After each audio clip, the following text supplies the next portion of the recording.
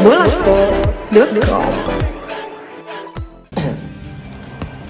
Halo Bola Sporter, kembali lagi bersama kami. Saya Abdul dan ditemani dengan rekan saya ada Bang Hari. Halo.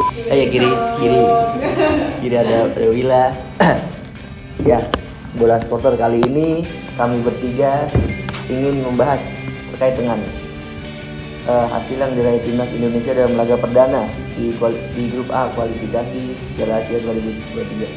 Ya, sebagaimana kita ketahui timnas Indonesia meraih kemenangan yang cukup menjadi modal lah sebenarnya buat di laga-laga berikutnya, meraih kemenangan 2-1 atas Kuwait.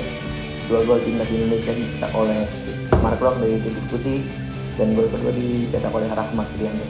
Ya, mungkin Bang Hari melihat permainan timnas Indonesia di laga semalam, bisa dibilang banyak orang-orang menilai bahwa Sintayong memperlihatkanlah magisnya di laga. Apakah Bang Hari setuju dengan banyak pendapat di media sosial terkait hal itu? Kalau gue lihat semalam sih tandingan Sintayong menunjukkan formasi 3-4-3 dulu ya, dimana akan Bagot, Fahrudin sama Rizky Ridho menjadi pemain belakang, sementara di tengah ada Marco Ambuaya, Rahmat Irianto dan Pratama Arhan ya. Lalu di depan ada Sadil Ramdhani, Irfan Jaya dan Stefano Bilbao di babak pertama. Nah, tugasnya Pratama Arhan dan Rahmat Irianto tuh turun ya ke belakangnya ketika diserang, sementara mereka juga bantu winger ketika maju ke depan. Dan cukup capek juga sih melihat formasi 3-4-3 ini yang bisa dipakai oleh tim-tim klub Eropa, kan ada nih kayak Juventus juga pakai posisi 3 back, lalu Chelsea juga pakai 3 back. Nah, ini cukup, gue pikir awal tadi gue nggak cukup kaget ya, kok Sintayong berani menunjukkan formasi 3-4-3. Ternyata ada sebuah harapan dan sebuah hal yang bikin kagum deh. Kuat juga Indonesia bermain dengan formasi tersebut di bawah suhu yang cukup panas 40 derajat Celcius sih. Gue sih nggak misal juga nonton semalam dengan harus sampai jam 1:30 pagi kan, ibaratnya jarang-jarang tim Indonesia bermain cukup malam dini hari gitu kan. Ya cukup bagus lah kalau gue sih.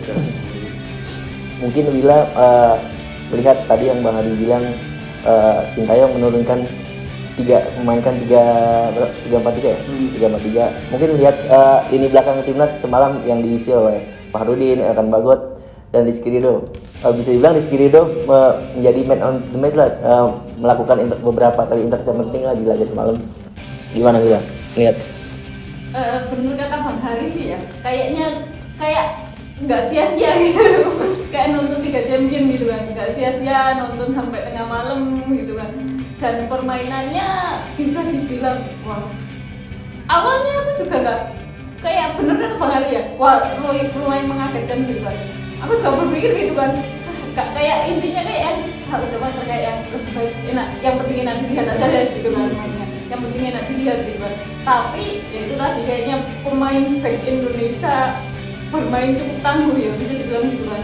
Benar kata Abdul tadi juga, kayak Rizky Ridho itu sebagai match of the match gitu kan, bagus juga mainnya beberapa kali, selalu melakukan penyelamatan kan. Jadi ya bisa dibilang cukup menjanjikan ya untuk berikutnya kalau dengan memainkan pemain-pemain yang semalam gitu. Mungkin kehadiran Elkan Bagot ya bisa dibilang, walaupun dia di Eropa. Iya, dia baru pertama kali main bareng lah kemarin kan di SEA Games absen. Secara chemistry udah menyatu ya, cukup menyatu ya. Melihat penampilannya juga bisa dibilang bagus juga, dengan beberapa kali melakukan pengawalan yang mengamankan lini belakang timnas Indonesia. Mungkin kita ke lini tengah Bang. Lini tengah yang dihuni oleh Klok ya, Ambuaya. Mungkin Mark Klok bisa dibilang menjadi jenderal lini tengah lah di laga semalam, dengan dia naik turun ke depan ke belakang. Ricky Kambuaya, mungkin kita menarik juga sih, Ricky Kambuaya kemarin mendapatkan peluang emas ya. Gimana Bang lihat Bang? Apakah ini cukup egois? Apakah dia harusnya membagi ke rekannya padahal dia kosong, tapi dia memilih untuk menyelesaikan sendiri? Ya sebenarnya kalau gue ngeliatnya gini, kalau dalam dunia, kalau gue pribadi sih sebenarnya gue nggak apa-apa Indonesia main bertahan kayak kemarin, asalkan bermainnya bagus ya. Artinya kan kemarin kan bertahan bagus, nggak hanya fokus bertahan, tapi kali menyerang juga cukup cukup efektif ya. Nah kalau melihat peluang Kamboja kemarin itu sebenarnya pas udah gol udah kelar itu, udah kelar ibaratnya poin juga udah pasrah banget ya.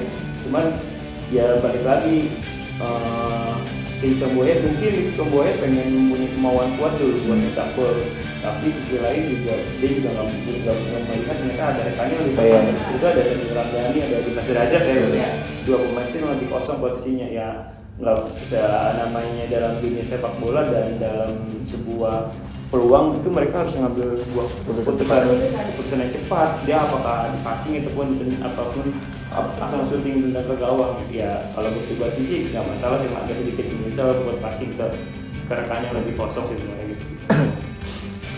Tapi cukup sport jantung juga sih kita sebagai penonton melihat timnas Indonesia lebih banyak ditekan dan mengandalkan serangan balik ya.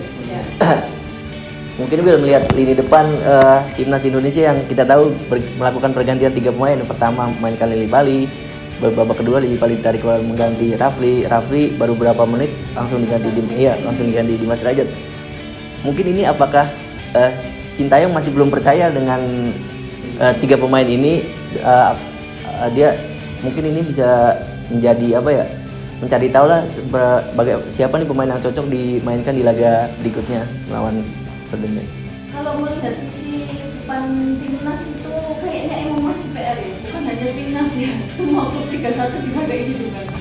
Bukan di klub Liga 1 aja masih seperti itu, apalagi di timnas gitu kan. Jadi masih susah menemukan pemain yang emang bisa benar-benar dipercaya memakai nomor 9 ataupun 10 gitulah ya sebutannya ya kayak gitu kan.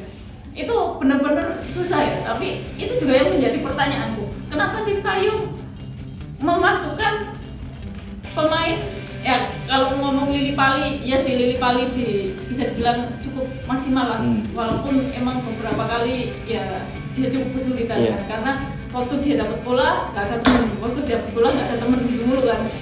Jadi dia harus benar-benar bisa mengontrol bolanya sendiri gitu kan. Kalau dibilang setelah Lili Pali ditarik keluar Rafli, tapi pas Rafli masuk langsung cetak gol Indonesia ya? Iya, langsung cetak gol. Iya. Dia berperan juga lah di gol tersebut ya. Bisa dibilang dia cukup ikut membantu juga ya lini serangan, membantu Witan sama Trianto dan yang lain sebagainya. Ya itu cukup bagus, tapi ya mungkin bisa dibilang seperti kata Abdul kan. Mungkin bisa dibilang Sintayong masih belum merasa puas gitu mas. Ya itu dia menarik, walaupun baru awal Rafli baru main 15 menit lah, dia ditarik keluar memasukkan Mas Derajat dia dengan harapan bisa juga buat gol atau bisa juga ada harapan juga. Tapi ya itu tadi balik lagi belum bisa menemukan pemain yang cocok di nomor 9 itu tadi, kayak susah emang menemukannya. Karena kan ini bukan pertama kali juga Sintayong memainkan baru masuk langsung tarik keluar di beberapa event kayak SEA Games, Piala AFF juga dia melakukan hal tersebut ya. Makanya kayak ya emang masih susah mencari nomor itu tadi. Kalau gua lebih menilai masalah suhu ya itu kan. Suhu di sana kan waktu panas banget, mungkin Rafli panasan juga ya, seperti yang lain kan, melihat Rafli juga belum bisa membantu backup belakang, sementara dimasukkan Dimas Derajat yang bisa dibilang faktornya itu anggota tentara kan ibaratnya kan, lebih kuat ketika sudah menghadapi rintangan lah ibaratnya kan. Nah makanya dimasukin Dimas Derajat. Sebenarnya Dimas Derajat juga campur cukup bagus juga dapat peluang, hanya saja yang pas Kambuaya ya. Passing itu dia kontrol dan posisinya mungkin ya agak terlalu kurang gitu. Jadi kan harusnya bisa lebih tenang dikit lagi buat syuting ke gawang kan. Gue menilai seperti itu sih kemarin, dan juga gue juga melihat di situ peran Mark ya. Kalau gue juga Mark, 3 pemain yang penting semalam juga Mark, Rizkyrido sama Trianto tuh juga sih ya. Itu udah benar-benar bagus dari menurut gue. Ya Mark juga nggak emosional mainnya, lebih tenang mainnya untuk mengatur teman-teman buat balik belakang. Sementara di depan juga harus bantu ke backup belakang, dan di belakang juga sama-sama bantu menyerangnya. Udah sukses tuh kemarin taktik Sintayong, bahkan Piero kan kata bola lebih kayak Real Madrid ya.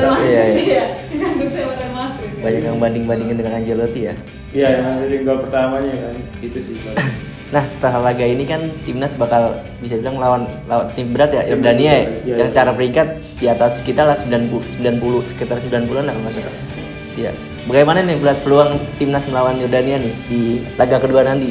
Ya kalau gue pribadi sih, Apakah harus main aman dengan mencari hasil imbang atau gimana? kalau gue pribadi sih fokus gue saat ini gue juga sama, tapi sama sih. Dan seperti Kuwait kan di Timur Tengah tuh ketika sama kan. Main-main longboard. Nah, ya yang pasti lebih harus fokus lagi sih menghadapi Yordania yang lebih kuat. Nepal aja yang di bawah kita posisinya aja hanya kalah 2-0. Nah, semoga aja ya dapat 1 poin sih, alhamdulillah kalau dia menang itu sih gitu. Atau wilayah. Iya. Bener juga ya ngomongin gitu ya. Masalahnya ya itu tadi bener kata Bang Hari juga. Ini ngomongin cuaca juga, masalah cuaca. Mungkin untuk pemain-pemain Yordania udah kebiasaan panas ya. Iya. Timur Tengah kan. Tapi ya mungkin Sintayong punya ciri khas sendiri atau bahkan langsung parkir bis juga nggak tahu ya. Karena biasanya kan tipe pemainnya Sintayong gitu kan. Kalau udah kelihatan lawan kuat, dia lebih mengandalkan langsung parkir bis dulu baru nyerang kayak kemarin gitu kan. Tapi ya saya bilang harusnya ini kalau kemarin aja bisa gitu kan. Berarti kalau ngomong-ngomong parkir bis ya Sintayong main timnas Indonesia harus memanfaatkan peluang sekecil apapun menjadi gol. Jangan kayak laga semalam tuh ada beberapa peluang kan yang harusnya jadi gol malah menyamping ke gawang. Lebih harus lebih tenang lagi Iya. gitu gawang. Ya, itu sih. Iya. Yang ramai kan semalam gitu kan. Kayak yang ramai di Twitter itu semalam kayak gitu kan. Tolong katain juga, tolong ke Sintayong tolong diteramai ya ketika membayar biar nggak egois gitu kan. Atau yang gitu kan ramai kayak gitu. Iya. Mungkin kita berharap aja semoga timnas bisa meraih hasil terbaik lah di sisa laga kualifikasi di grup A kualifikasi nanti ya. Nah, mungkin sekian kali ya dari pembahasan terkait timnas Indonesia di kualifikasi. Ya, bola mungkin itu adalah itu merupakan pembahasan dari kami bertiga. Jangan lupa like, comment, and subscribe bola di YouTube Bola Sport dan membaca berita di portal berita bolasport.com. Sekian dari kami. Sampai jumpa. Jangan lupa subscribe, like, komen, dan share konten bolasport.com.